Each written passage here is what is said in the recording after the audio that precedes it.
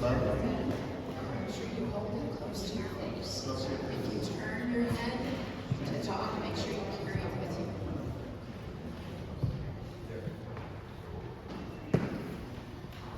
Turn it off.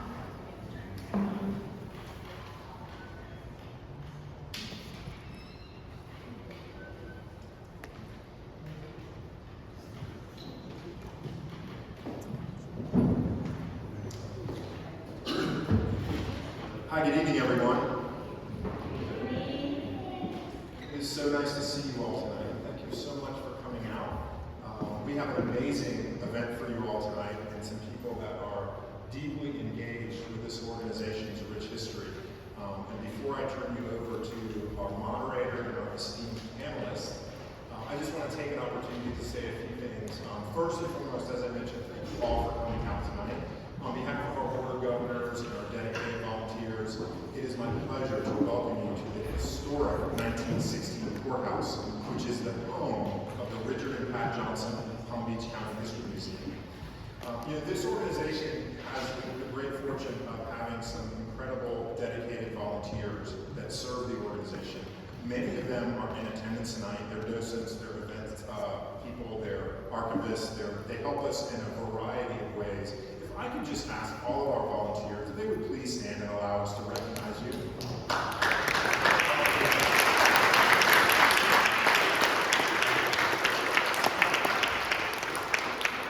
And I always love to mention and thank our volunteers because they are such a critical and important part of our organization.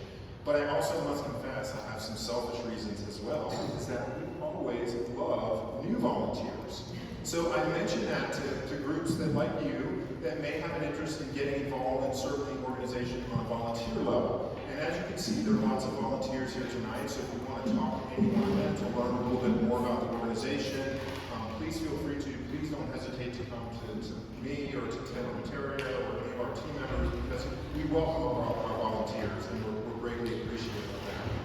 I also want to really quickly acknowledge we have a group of tremendous volunteer leaders that I get the privilege of working with on an ongoing basis, and they give of their time and their leadership and their financial support, and that is our Board of Governors. We're here tonight. Our chairman of the board, Richard Johnson, is here, as also is John Archer from our executive committee, and our treasurer, Tom Burns. Could you guys just stand real quick?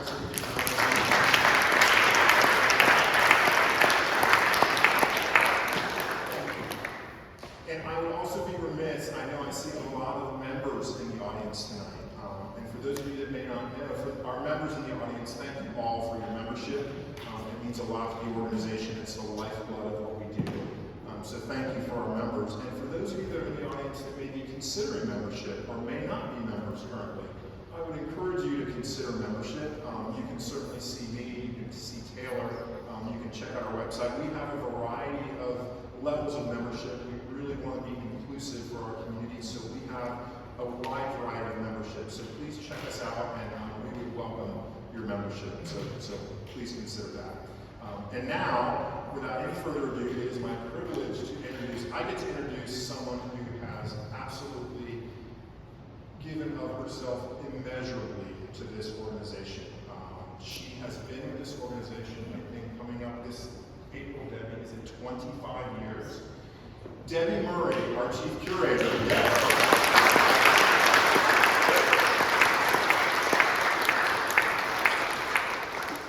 Debbie Murray, our chief curator, whom many of you all know, has obviously served this organization for 25 years. Debbie, I don't know what we would have ever done without you. I don't know what we're going to do when you leave, but I just want you to know how appreciative and grateful I am of your service and how much this organization has benefited from you being here. So, without further ado, let me turn the program over to our moderator, Debbie Murray, and I hope you all enjoy this evening's presentation.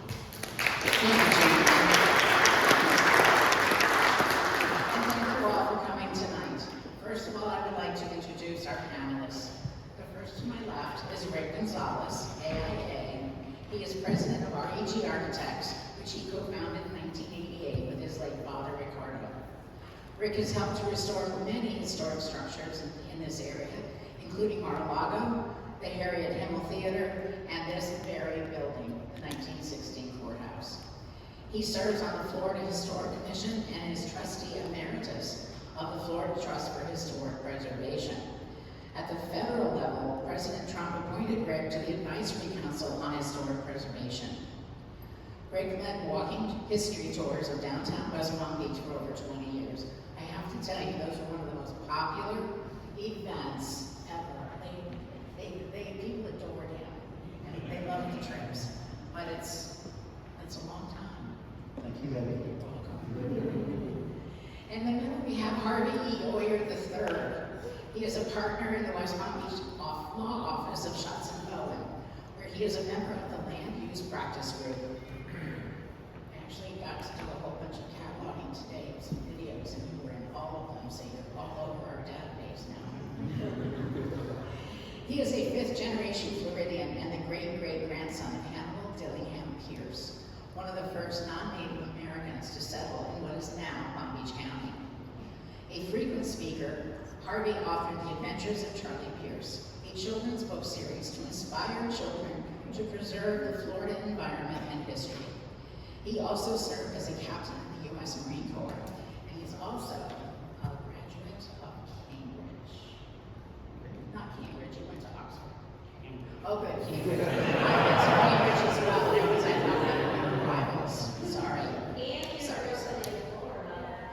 Yes. Cambridge is the University of Florida. That's true. That's true. On the far left is Dick, my far left, your far right, is Dale R. Hedrick, CGC, and he is the CEO of Hedrick Brothers Construction, with 5 offices statewide. CEO of Hedrick Brothers Development and president of Hedrick Cargo. Did I say that right? KIRCO Properties. He is a 4th-generation general contractor. I found that amazing. He's been active in Palm Beach County since 1979. His bachelor's degree is from the University of Florida School of Building Construction, where he is an inductee to the M.E. Rinker Senior School of Construction Management Construction Hall of Fame. They're like us, they couldn't shorten their name in any way, shape, or form.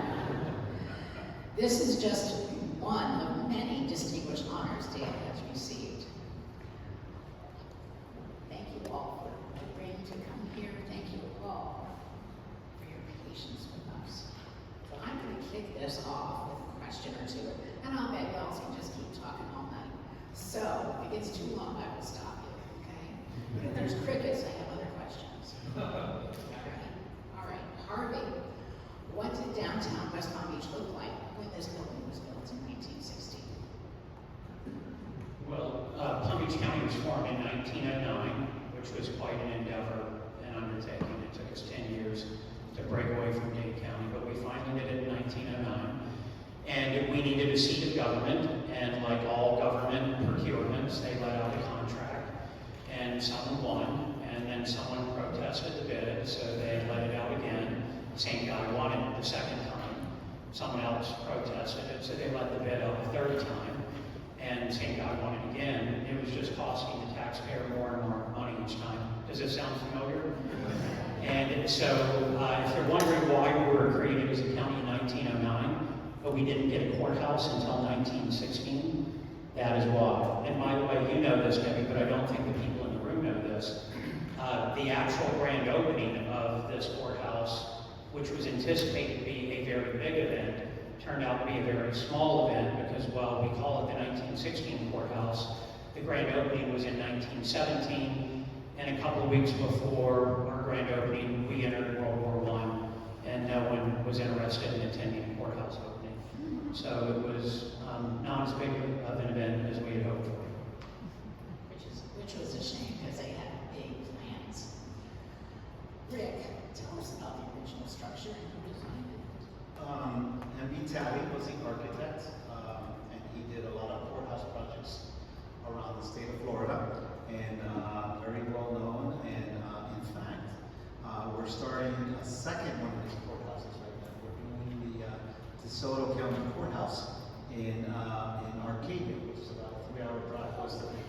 So it's interesting to me, right, that 15 years after finishing this project, we're doing an exterior restoration. It's a beautiful neoclassical building like this one. To us about what the neoclassical style. So neoclassical is what I call a timeless style of architecture.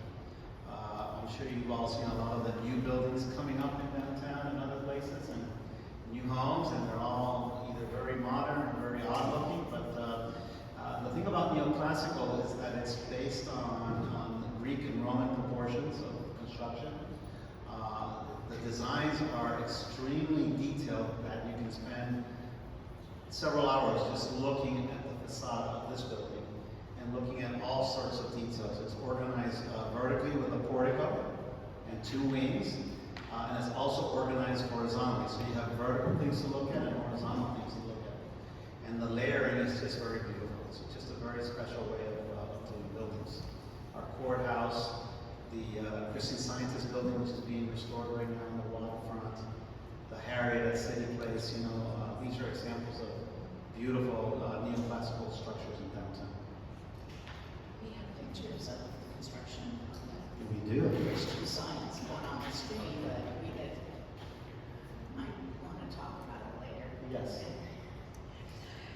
Describe the evolution of this building from 1960 to 1970s, please. Okay, so I think if you can, when I do the walking tours, I try to do it very simply by using letters of the alphabet, right? So this original building is an I-shaped building, right? And you look at it this way.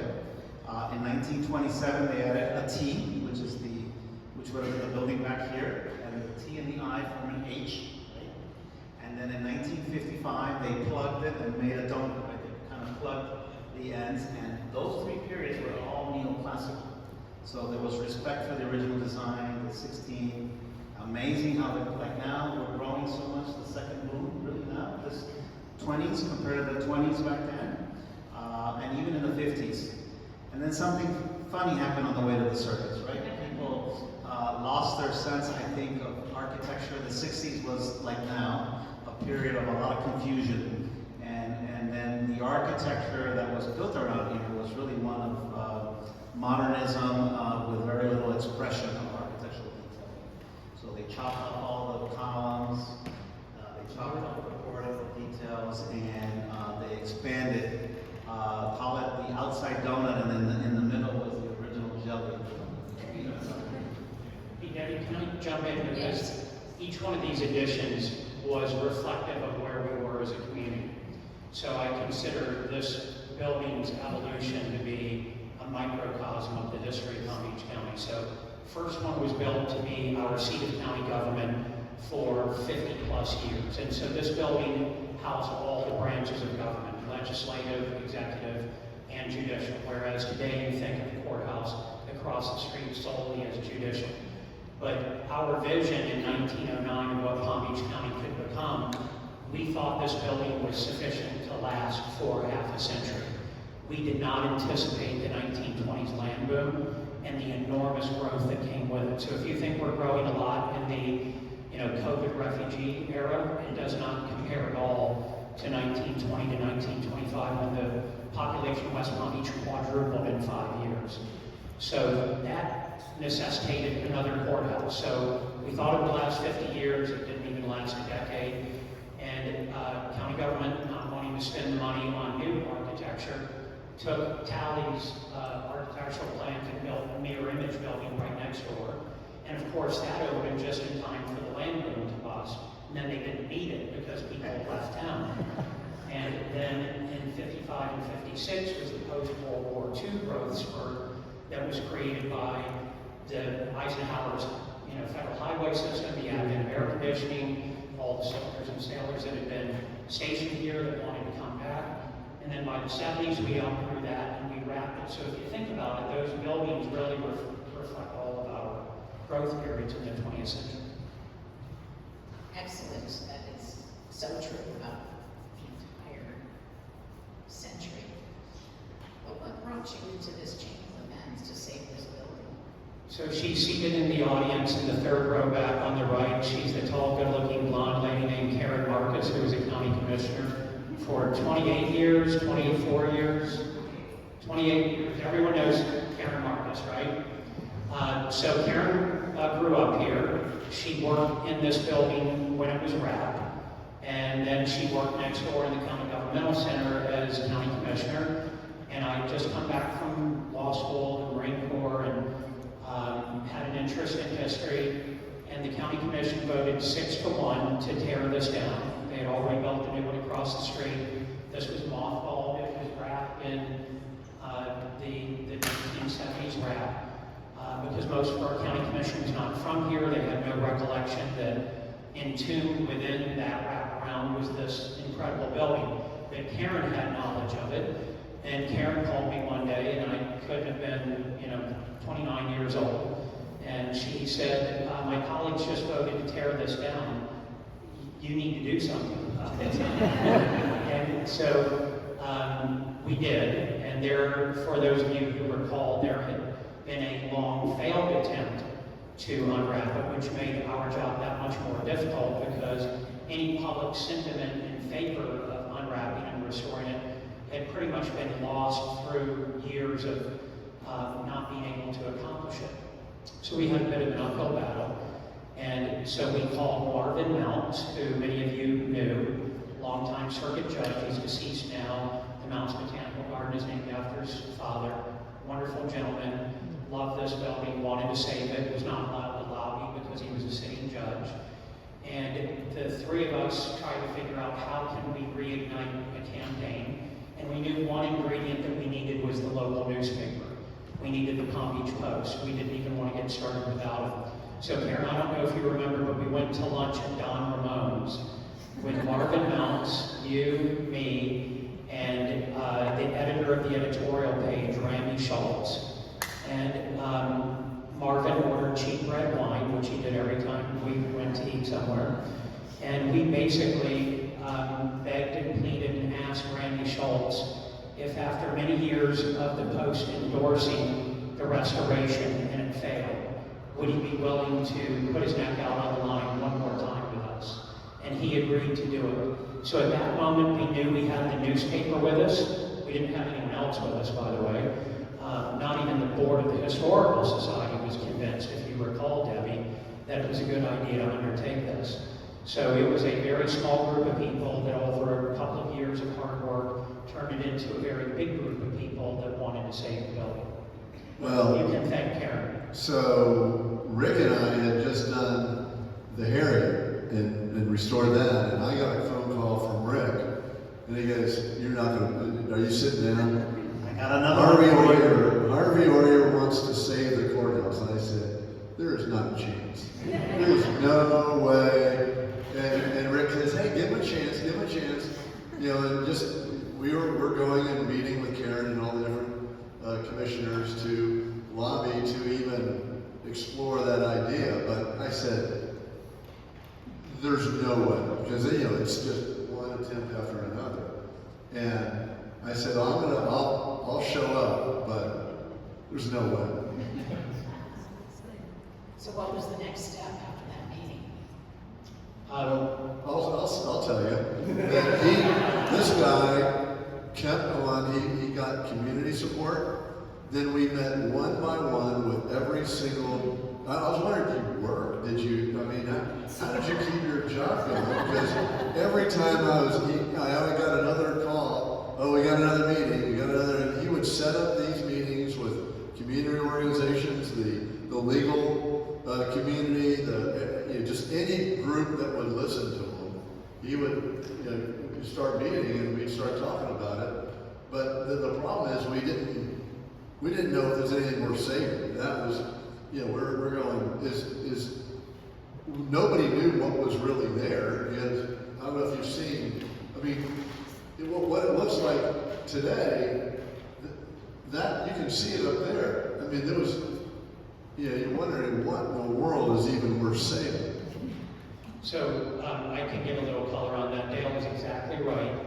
The argument amongst the other commissioners who didn't want to reinvestigate the idea is there is nothing left of the historic building. It would be a recreation. We have no interest in a recreation. Well, of course, the three of us had no interest in a recreation either. But no one really had looked into whether there was any of the historic material left. And so we did convince the county commission to give $50,000 so Rick and Dale could. Back when $50,000 was a lot of money. That's back when $50,000 could actually do it. And they did a selective demolition. And what they found was really remarkable is that all the original walls were here, all the original wavy leaded glass, which is still in those windows after a century. The original floors had just been covered over with linoleum. These beautiful ceilings had just had acoustical tiles put beneath them. And if you remove the linoleum and the acoustical tiles and the paneling that was covering up the windows, 90% plus of the original building was here. So then we had something to argue about. That didn't mean the 6 county commissioners still wanted to vote for it. So I don't know if you guys remember this, but we pulled a bit of a gimmick. We had a volunteer PR person because we had no money. Her name was Kelly Lehman. And Kelly sent out a press release. We reserved the Harriet for a couple $100, and we taught our 4 members of Congress. Mark Foley was one of them. Alcee Hastings, I forget who. Clay Shaw was one, and I forgot the 4th. And we asked them if they would allow us to use their good name to call an important community meeting. And we didn't tell anyone what the important community meeting was about, but we sent out faxes, more so than emails back then, and published it in the newspaper and said, these 4 members of Congress cordially invite you to a very important public meeting at the Harriet at 10 a.m. on Wednesday. So the Harriet fills up, wondering what's going to go on, and I walk out and start talking about saving the courthouse. And so that is how we got all the most important people in the community in one room at one time, so they could hear the pitch, is we tricked them into being there with the help of our 4 members of Congress. Well, so Robin Lunsford, the project manager who was from the raise your hand, he can tell you more than anybody else. He said it was like a treasure hunt. It was like a investigative journalism. It was just everything that you had to do to research with Rick and his team. But before, the problem was this building had been not used, no air conditioning for 9 years. It was a nasty, you literally couldn't walk in it. It was mold, it was, so we had to go in with positive pressure air suits on everybody that you couldn't go in. They would lock it up. I mean, the county wouldn't let, unless you had the proper PPE, you could not get in there. And so everything had to be done. We had to do initial abatement. We had to do all this stuff. We had to, just to be able to do the investigative work, and all the destructive work that we had to do. It was very. It was hot. It was. The temperature, the humidity, the mold, everything you can think of. It was really, really bad. And so just to be able to do that, and then they would cut holes in different parts of the building, and I'd look at it and I'd go, what is it? And Rick would look at it and go, look at that! That's part of this. And he knew exactly what it was, and he got so excited, and I'm going, okay, that's good. That's good. You can't see it from your angle, but right now, when you said that, I looked at one of the first special places, which is the crown molding of the 2 columns on the back on the upper floor. And I said to myself, oh my God, this is like being in Egypt. Discovering, really, because we were tearing things down and discovering things.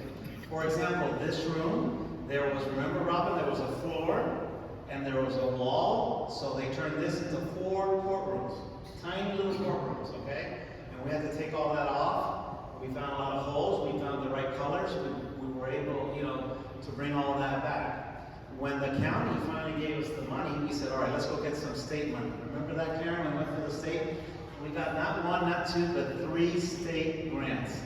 And I'll never forget the first time we're up there, Karen, Harvey, myself, and other people. Michael Bornstein too. And the chairwoman of the board, I'm on this board now, the Florida Historical Commission, she says, "Oh my God, this is like an archaeological dig, except it's vertical." Remember that, Harvey? I didn't think it was that good, but he really liked it. I said to her, "Yes, ma'am, that sounds really good. We're going to run with that one." And then, of course, all of the deconstruction. But a detail in regards to the commissioners, because some of them, you know, they really had a really hard time visualizing what was going on. But remember the story of the I plus the T forming the H?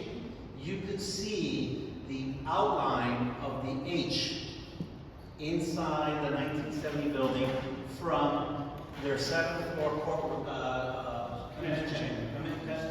commission office. So we would go to the window and say, "I want to show you something." Come to the window and say, "You see down there?" "Yes." "You see the big ugly box?" "Yes." "All around it, you see the H?" And they could see the H. And so that was like starting, I think that helped turn some of them, you know, that were having a hard time with the building.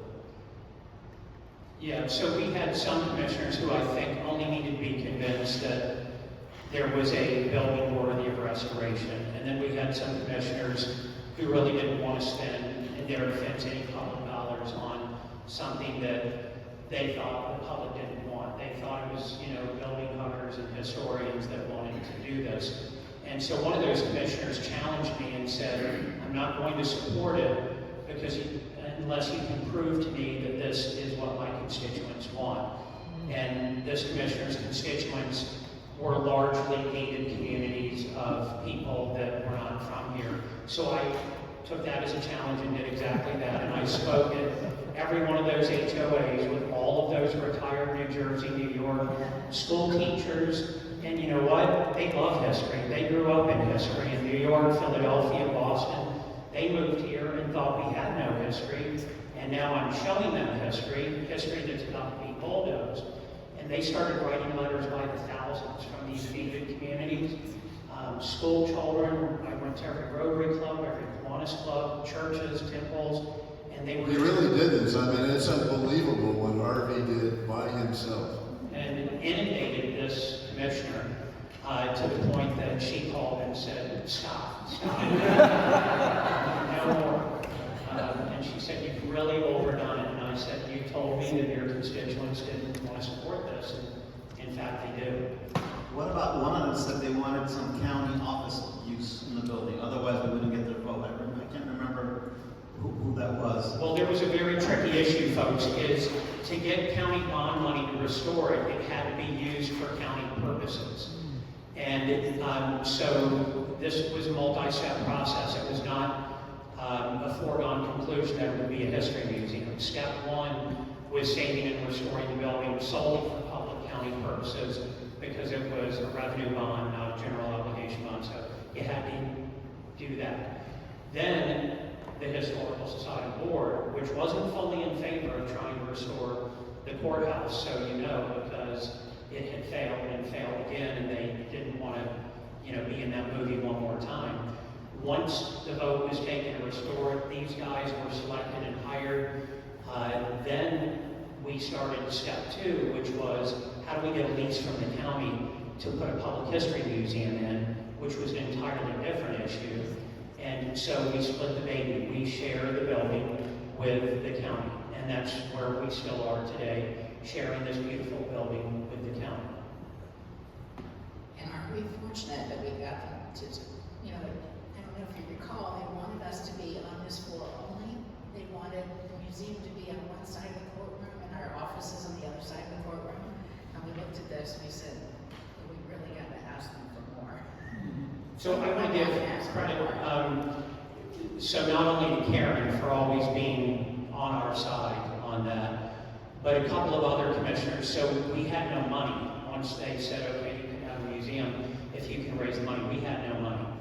And just coincidentally and good fortune, at about the same time, Will Ray, who was the CEO of the Cultural Council, went to the county commission and said, we would like you to issue a bond to pay for culture.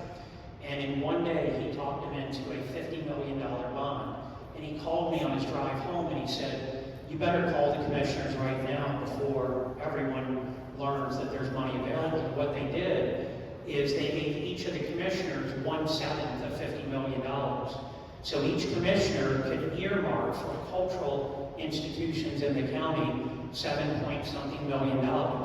So I called Addie Green, and I called Carol Roberts. And I think I called Carol Roberts first, and I asked her for $500,000, and she said, "You got it." And I kept talking. She said, "Hurry," I said, "You got it." And I thought, "What? I only asked for $500,000. That's too easy." So I then picked up the phone and called Addie Green and said, "I want $1 million." And she gave us $1 million. My only regret is I didn't call and ask for more money, because at that time, folks, that was an extraordinary amount of money. The entire capital campaign was only $9 million. So to get $1.5 million in 20 minutes of phone calls, I thought, this is going to be easy. And I stopped, and I never should have stopped. Never should have stopped. It was not easy. And if not for Richard Johnson's parents stepping up and making the lead gift, and lending their good name to this organization and this building, I'm not sure it would have happened. And just for the record, Richard, if you don't know, we did that through your mom. And I'm sure you know that, because your dad said no. And then your mom went to him and said, the answer is going to be yes. So thank you to that. And the truth is that women are the best preservationists. So thank you. So, after all of that, it was time to get down to business and start fixing the building. Did you have the original architectural plans? Well, Harvey thinks that they were the original. What happened was that we did not have the 1916 drawings. We had the 1927 drawings that were slightly different, because us architects, we have this habit of never doing things the same, and always change it, tweaked it. So with Robin and the staff at Hedrick Brothers, we started measuring things, and we started noticing that, oh God, the drawings don't match what's on site. And if you look at the detailing in the neoclassical structure, it's very mathematical. It's very repetitive, and it has a certain rhythm going on. And we just couldn't figure it out in the office. We had my dad, a couple of other very senior architects with 40, 50 years of experience, and we were racking our brains. Where's Robin? Robin again. So Robin calls me one day and he says, "You gotta get over here. I just found a piece of stone." No lie, right, Robin? 18 by 24, embedded into the southwest corner of the building, which is the original detail. And we said, what? So we came, we measured, we took it back, and all of a sudden the elevations worked on the plans. So there's a lot of things like that happen on this project. Serendipity. Yes, lots of them. Lots of, I mean, a lot of remarkable stories, and Dale will want to share the Indiana limestone quarry story. Maybe now's a good time. And also, what about the mosaic tile floors? Yeah, I mean, Robin can tell you this a lot better than me, but, you know, it was all covered, all the floors, and how many layers? 5, 6, 10 layers of flooring, that we started taking it off, and then we noticed there was a mosaic, but then if you look at the border, walk any of the halls around here, you see the border. Well, that showed where we didn't need a set of plans, because then we found that that's where the walls were supposed to go because of the way the border was and the mosaic tile. So we knew exactly, and then we take the ceilings down, we see the ceiling, and unfortunately, they weren't necessarily perfect, but you know, when we put them back, Robin had to constantly take levels away from the masons and the drywallers and everybody else, because you had the plaster ceiling with the wall there, and you had the mosaic on the floor, and we had to match them up. And what we would do, for example, when the 20-some years of the walking tours, whenever we had young children or teenagers, I would always like to say to them, if you become a historic preservation architect, you become like a detective. Like, what do you mean by that? Well, this is how we figured the floor, right, for the stairs. And then on the wall, you can see where the steps used to go, right? So we would get all these clues, and then for the missing clues, we said, all right, what is similar? Is there something similar like this somewhere else in the state of Florida? And there were 2 courthouses. The one in DeSoto that we're doing now, right? And the one up in Jackson. And the third one, they wanted to go Andover, remember we went to, which was a history center, so we went to see that one too. So the posts from the staircase, the light fixtures in the hallway, all of those pieces that are replicas are still original in the 1920s DeSoto Courthouse. It was amazing with photography, with measurements, no scanners back then, right? But we were able to do all the things that we needed to do to bring the missing pieces back to the glory of this building. Probably would have been really helpful if you had 3D scanning. Oh my God. My life has changed with 3D scanning. I bet it has. And we have a dozen historic projects underway, and we do everything is scanned before we even start on. Now, there are two items that we need to discuss about this building, and they're sort of related. One is the eagle, and the other is the color and matching the bricks on the outside of the building.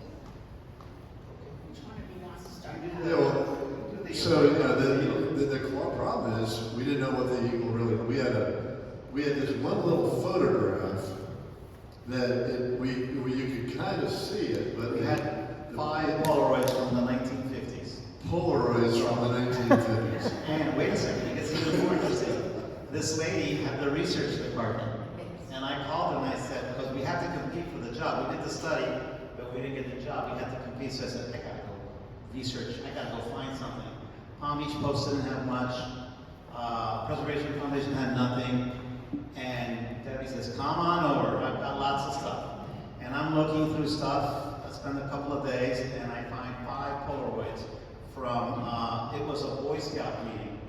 One of the Polaroids, sitting over here, around, we have no other pictures for this bench over here, for the judge's bench. Okay, great, check, we can use that for designing the new bench. And then a couple outside where the portico is looking up at the eagle, you know. And then my dad, who was an artistic architect, which they don't exist anymore because he used to do renderings by hand, took that picture and drew. It's been going around there, right, on the loop, right? And drew a bigger picture. And that picture was then used to make a clay maquette up in Toronto, where the stone masons were. And we went up, Robin and I went up, always in January, right? Robin, it was so cold, I don't know why. But we went up to Toronto, and then we came back again the next year when the stone pieces were cut. And they brought those pieces, you've seen it in the boxes over here, and they assembled it on the facade. The brick, because this man does work in Palm Beach, which is the highest level of any quality in North America, he had sources of great artisans. And tell them what we did with the brick. You remember? Well, the problem was the original brick was fire kindled. So there was an inconsistency in the color. It was up to, I think Robin said there was 5 different shades. And so Robin literally went to every brick manufacturer in the country. Came down to 2 that could match the color, but only 1 could had the size right. So there's basically 1 brick manufacturer in the entire country that could match us. The problem was the current way of making the brick was with an electric kiln. So it was a consistent color. So when you put even though it was the exact same clay and everything else, you put it up, the new brick up against the old, it was perfectly consistent, whereas the old brick had 5 different shades because of the fire kiln. And that, Robin kept on saying, that's character. It's all right, it's okay. But Rick really, we struggled. I suffered a lot. That was, in 35 years, it's the only time, I'm going to share with all of you, that I've cheated on the historic building. Because you're not supposed to make it look old. But I kept standing in the front looking, I go, I cannot have the blended look and then this section all the way across the top in one solid color. So the idea came to us, I know the solution. We're going to blend it with the artisans from Palm Beach, right? They blended the colors, perfect match on the front, but on the back side, which was the alley side, it's all one color. And that's a great way, by the way, to show the difference between the original historic building on 3 sides. And this was really a new construction, remember, because this was all messed up. It had been completely defaced. From all During the angles. attack. So it was the perfect opportunity to say, we're going to show and walk around it someday. You'll see it's all the same color. You turn the corner, and then it's got the historical look on the 3 elevations. Dale, you have to tell them the story of the quarry in Indiana. Yeah, so we, Robin just, we had a few chunks. Fortunately, Jane Jenkins' father was the project manager for Arnold Construction that did the wraparound. Fortunately, they did leave a few little bits and pieces of things, and so we didn't back charge him for not doing a complete demo job, but he wasn't around when we did this. Jim, I knew Jim, and I knew his kids, and Paige and Bork Arnold. They're still in the community, we found this limestone, and Robin did. I mean, it was a detective work. He was literally going all over, and we found. He flew up to Indiana, met the people, got some samples, and flew up to confirm it. And it actually, you can, if you want a trivia question, if anybody ever plays trivia, you can say, what does Palm Beach Courthouse, the Washington Monument, and the Empire State Building have in common? And it's the same quarry. And so Robin, it was 860, I think, tons of limestone that came from this quarry. And by the way, the eagle that your father designed, those 5 pieces of stone weighing 16,000 pounds. So next time you walk outside and you walk underneath the portico and you look up and you go, you might want to walk a little bit faster. But that eagle weighs 16,000 pounds. So when all the limestone on this, there was 2,350 pieces of stone. It took them 4.5 days. These people from Toronto came and measured the entire building in 4.5 days in the middle of July. They're from Toronto. They come down. They thought it was really a bad joke that Robin did, but they literally measured everything.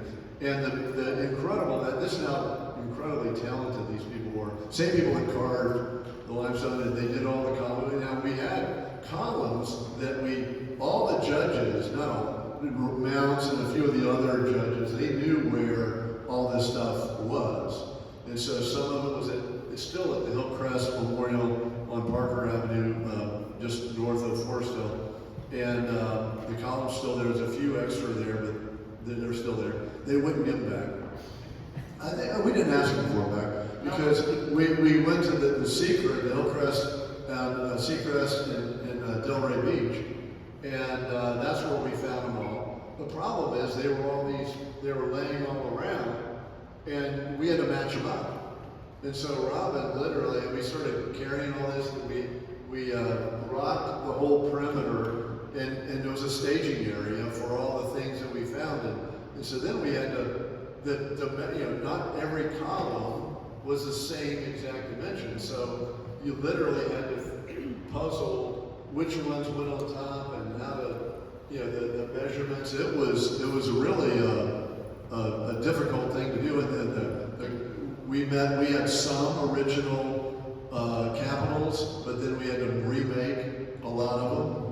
And there was just a lot but of the 2,350 pieces of stone that they cut out of Toronto and shipped down here, we only had to cut 6 pieces of them. So they all fit perfectly, except for 6 pieces, and those were on angles anyway that we had to do that. So, what incredible craftsmanship. And so the quarry, that month after we shipped the limestone for this job, they shut down the quarry. So we were the last order filled in a quarry that had operated for over a century. No, 2. I mean, the Washington Monument was 18. The Empire State. Yeah, Empire State Building in Washington before the Civil War. 1848. So if you think about all the things that had to fall in line for this to work, the series of events that had to occur, to the timing of getting the bond issued, before recession, they, didn't have the ability or the political will to do it. All of these were remarkable coincidences that, I think someone upstairs wanted to see this building restored. Well, also the tax revenues were way down when they were talking about tearing it all down and everything else. The county didn't have any extra money, but then there was like this influx of money in the county. The property taxes went up. There's something happened where they had a little bit more of a surplus. They had bond borrowing capacity that they hadn't had before. Right. We caught that window. Just and a it few-year seemed window. like a lot of money at the time, but by today's standards, what was the total bond? Well, our contract was 20-something million. Yeah, so $20 million, which in hindsight, to save the most important public historic building in the county and forever make it a public history museum that's free to the public, the only major cultural institution in the county that is free to the public. It was a bargain by today's standards. It is an absolutely fascinating story. I have a couple more questions. Number one, is there something interesting about the windows we should know? Well, the windows, as Harvey mentioned, we still have the glass, the wavy glass, on the north, primary west, and on the south side. This building, when it was built, was part of what they would call a fire-proof building. So think about it, at the turn of the century, the big fires in Chicago, in Jacksonville, and Baltimore, people were scared to build anything out of wood. So the new system of construction came to here, to West Palm Beach, concrete slabs, steel columns, and then the brick as the veneer on the outside. So we were trying to figure out a way to reuse the windows and try to make them hurricane durable. Not hurricane proof, but hurricane durable. So we came up with a detail in the office. Next to each one of these windows that you see here, from concrete slab to concrete slab, a steel column on each side of the window, and another steel beam underneath each one of the windows. And then we attach the windows to that structure. And then the only thing that you could see that would have been different was the thickness of the wall. So other than the usually it would have been 10 inches or 12 inches, it ended up being 16 inches because we had to hide the steel inside the walls. And they also cannibalized the 1927 building for spare parts for this building. So some of the detail that you see here was actually taken from the 27 building. But also on the east elevation, the structure was so bad that Robin said, we got to rebuild the east side. Yep. So that the building department made us use impact windows. These are the only new windows on the east side, but the problem is replicating that. And if you know anything about impact windows, you have to have a certain rating and it has to be tested. And there was only one window manufacturer that could replicate the size of these windows. Yep. That had a testing certificate that we could use that would match. So the east side, it was there was only one way to go. Right, Robin? In the state preservation handbook, there are 2 West Palm Beach buildings that made it in the book. This building, because we tested with coastal windows, the Hurricane, these are brand new windows over here. They're the first time wood Hurricane windows were built. And the Harriet, we were the first ones to come up with a system to install the roof tile, the clay tile, to also meet Hurricane standards. So it's a really nice thing. One last thing about the windows that I just remember was, and you've probably seen the pictures back here, you see the windows in black, right? Maybe in some of the pictures. That was because when they knocked everything down, they put plywood and they blackened where the windows were. They left them in place, remember?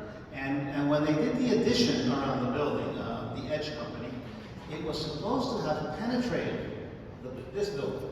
So I was really, we had some nice little home runs in the study, but I was really worried because I thought when we really do the entire demolition, this is gonna be a mess, because all of these beams that are in these drawings are supposed to be carrying the weight to the existing walls, to that, remember that concrete and steel? It didn't happen that way. Another act of God. Why? They put an expansion joint like about that big, and they brought their beams and their floors up to the brick walls, and they didn't burst into the brick walls. And so They had to charge extra to burst into the walls, I guess. So the moral to Rick's story is the wraparound that we were trying to get rid of is actually what saved and protected this building. Because other than a few joists that were attached to it, there was a gap between old building and new building where they put the mechanical runs. And so they literally tore down the wraparound, unscrewed the joists and pulled off of this building, and it was virtually untouched. It was an accidental preservation. Well, Don Edge, the interview when this building became 100 years old, he said he planned it that way. Oh, did he? Yes, he did. He just died last year, he was like 102. But he was very proud of the fact that they didn't impact the walls of this building when they did at wraparound. Can I, Debbie, address hurricanes? Because folks, when this was unwrapped, but before it could be restored, completely exposed, Hurricanes Francis and Jean and Wilma, but definitely Francis and Jean scored a direct hit on Palm Beach County, and those windows behind you, which are the original 1916 untempered wavy leaded glass, not a crack in them. Our new several $100 million Miami-Dade County rated missile impact nuclear house was closed down due to water intrusion. There was not a drop of water in this building, and it was 100% exposed. So, if the big one ever comes this way, you may want to join me in this building, because this is the best constructed building in Palm Beach County. Now, there's one question here that says, original steel plating. What is the story behind this original steel plating? We were fascinated, and we actually learned as we demoed, and we found it in the clerk's office on the second floor, wasn't it? Yes.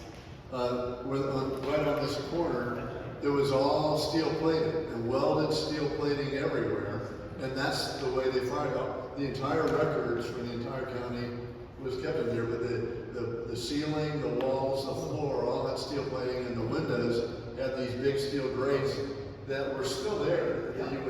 The shutters, they could literally close the windows and put a bar over them.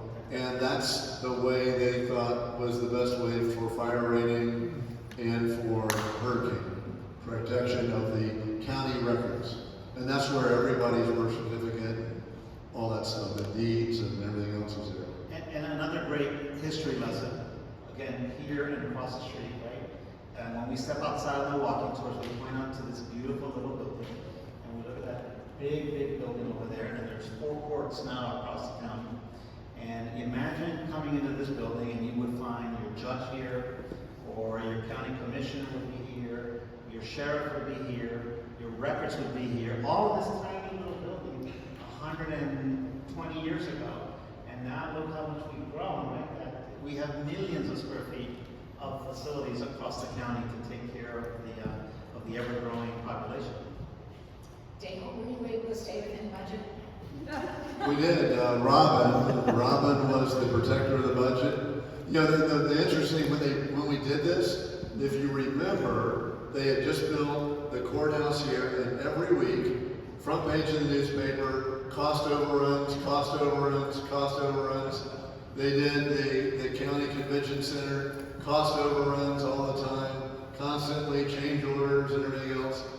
And we never were with no change orders. We stayed within budget.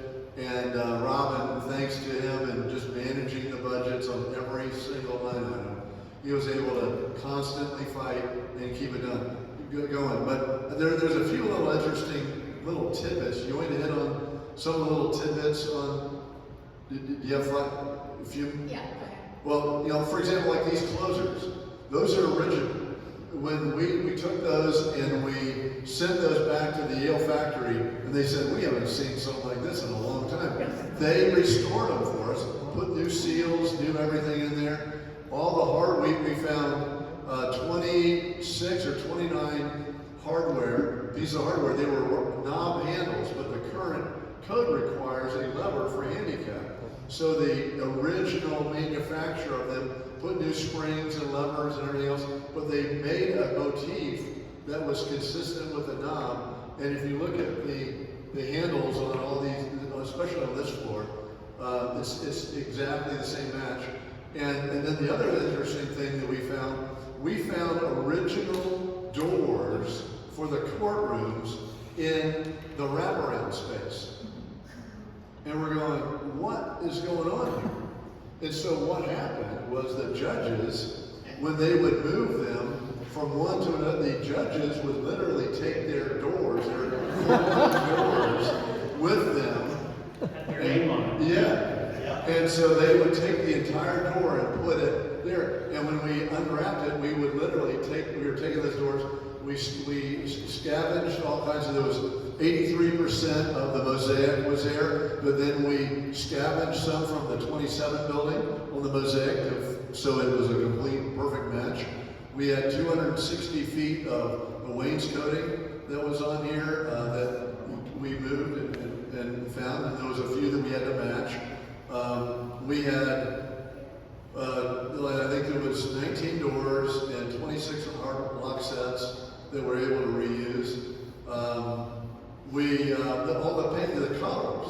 I mean, you didn't talk about the colors, but we literally were peeling off layers, gently lifting off layers of paint, trying to find the original colors, and that's how we figured out what the actual color of everything was. So we were literally being super careful and coming up with all that.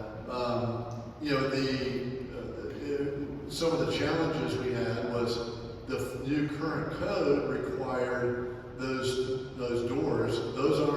That's not original, but I think he did an incredible job in architecture of making it look like it belongs there. Yes. Even though Rick, you talk about somebody who's pissed off. When they tell you, you have to put those doors there for the fire rating, and he didn't like that at all. But you came up with an incredible solution. And we left a detective clue for our young friends. So when you leave this place tonight, and you go up the stairs, you're going to see the mosaic flooring, and there's a colored band on both ends, and it goes right underneath the doors. And why do we do that? Because we wanted people like you, when you grow up, you'll come back and you can say, this used to be open, but we were forced to put, this is a true story, we were forced to put these doors here. We don't want to make a fake trim. Excuse me to the interior designers in the room, right? We wanted to make sure that you could read the original all the way through the doors. We also had to put elevators in. Oh, yes. So, that was a whole conversation. We don't know if we have enough time, but one of the interesting things is just right outside this door, that's where the prisoners were kept in a little room there. And there was a separate, so we got some material from the 27 and inlaid the granite. The granite doesn't look right. You go, what's that granite doing on the floor when you had the mosaic everywhere else? Well, that's where the prisoner detention area was before they came into the courtroom. The judges wrote that there. And there was a judge's stair that went up to right in the back corner here, and there was a back stairwell going up to the judge's room up there. There's so many stories that we could tell. Especially Robin can tell you. There's one story that you reminded me of. I used to come by here once in a while. Robin was always kind enough to drop everything, throw a hard hat on me, and drag me through the building. One day I walked in when the back wall was gone, where my archives are supposed to be, and it's only held up by those jacks. The whole building was held up by those jacks on the east side. They were struggling. Scared me to death. Gotta tell you. But anyway, Harvey, tell us why the ending to the story is such a happy one, and who contributed, who hasn't been mentioned already. Well, that would be a long list of people that contributed. I will say, and this was about the building, but the undertaking to create a public history museum when our county had never had one, and raising the money and the interest to do that, we were told, you know, you won't raise the money, it can't be done.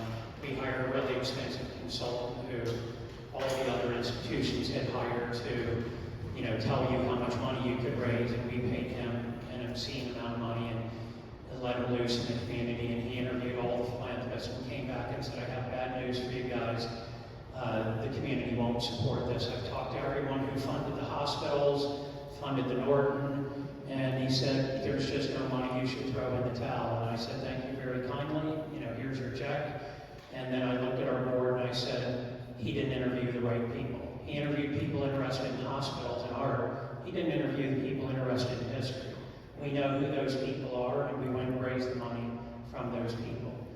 And so our board was told repeatedly whether, you know, building's not going to be funded by the county, we're not going to give you a lease, community won't fund this, but we did, and it was remarkable, and it was remarkable human beings in our community that did that. We had an incredible board, an incredible staff, an incredible CEO, Lauren Mims, who we just gave him an unbelievable task list, and somehow he accomplished it.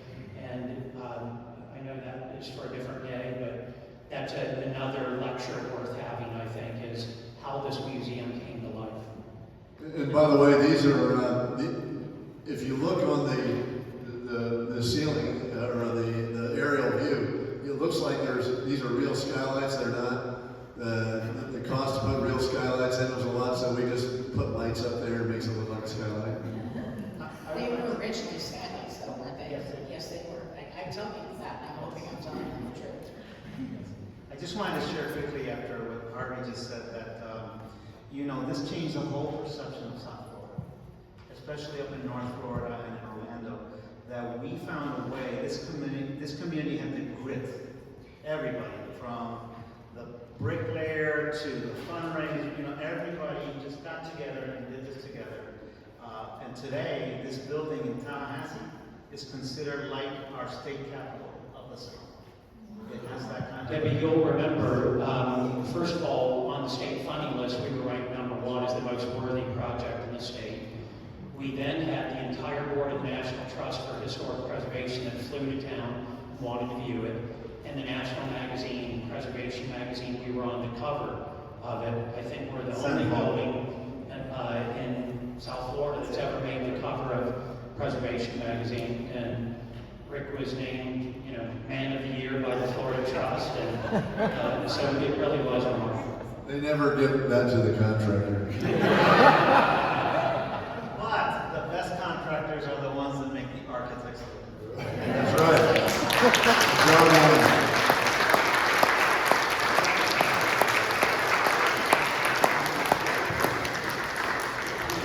Questions, Debbie? Yes, do you want to use this for questions? I think so, yeah. If anybody has questions, we'll send the microphone around. Yes. So I've always wanted to do this. I get to play a little Phil Donahue tonight. Before I do, we open up to some questions. Can we please give one more round of applause to our panel?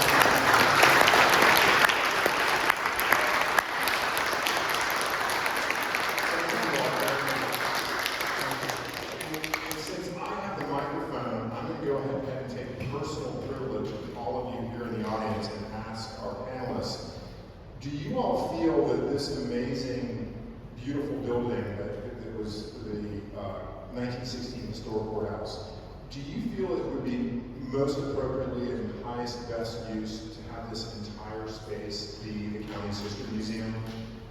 Since day one, it should have said, What about you all? To use it for county purposes is ridiculous. It's just, that doesn't make any sense at all. Thank you. Well, I appreciate your answers, and I want everyone to know that we're going to be working, the current board and I are going to be working to convince the county, as we're going through some tremendous change here in our community with growth, that this building, it should and will be an entire county historical center.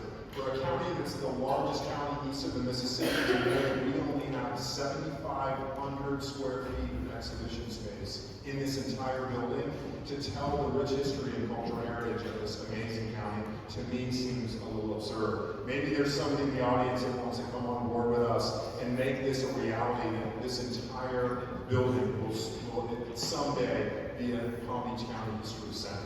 So anyway, that's my personal privilege. Stay tuned, there'll be more to come on that. Questions for our panel, anyone? Yes? When the wraparound was built, were the interior buildings not used at all anymore? They were. And so what they did is they lined up each floor with the existing floors. But it was like a jigsaw puzzle, right? Or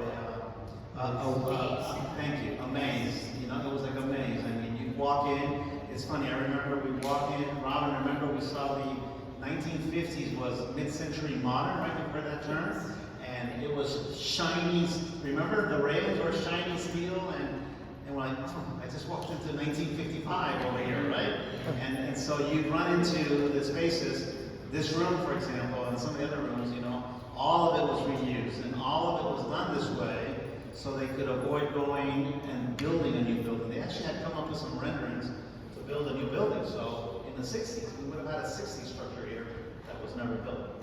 Yeah, my father-in-law, my wife's father, was a circuit judge in here, and I would occasionally, when I was downtown doing a license or something, I'd go up into his courtroom and watch one of his trials. It was. I don't think it was in the. I think it was in the original. Other questions? Anyone? Yes.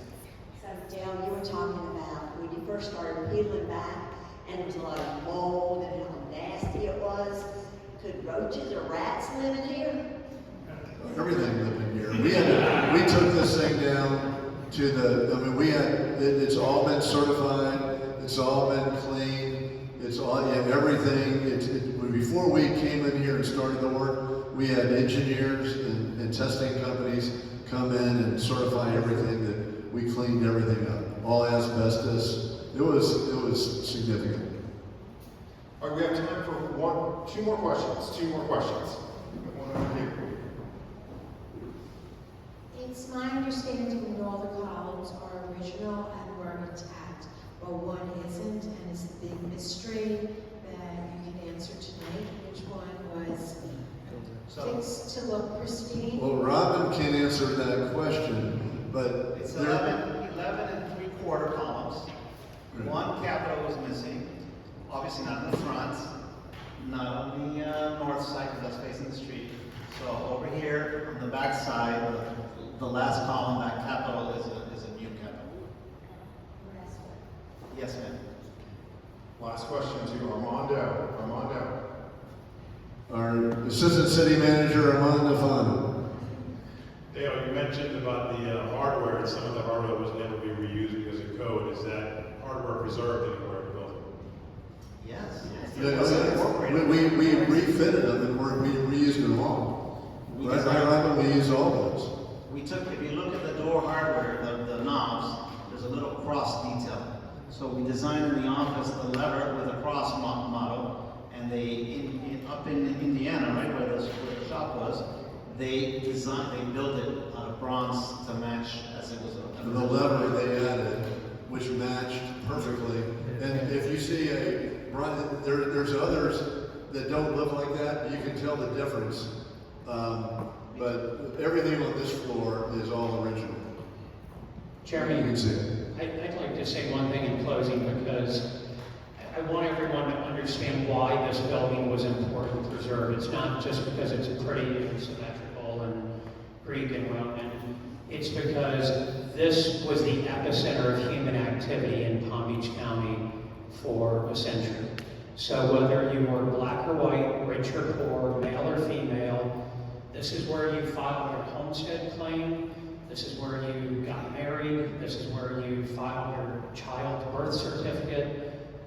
If you were a dreaming entrepreneur, this is where you get your first occupational license. This is where local government was integrated. So while there are other pretty buildings in this county, this building is special. and it could not be torn down because it represented every one of us, every one of the pioneers that came here, all with a dream. And if we had let this building be torn down, we would have let the building that represented the growth of our community, as well as all of those people, be gone forever. So that was the importance of this building, and it's the importance of this building today. And I will tell you, we rebuilt this building. It is built better than it was built originally. If I may ask, Mr. Chairman, besides getting the whole building to the Historical Society, which is a great idea, we need to get a historic designation for this structure. Okay? We have another significant building in downtown that is about to get changed forever because it is not historically designated, and this one is not. And granted, they're not going to knock it down, right? Because we'll tie ourselves to the building, but it would be nice for future generations that you get the whole building and you go to Tallahassee and get it done. Good point. Rick, thank you. And to our panel, please go over.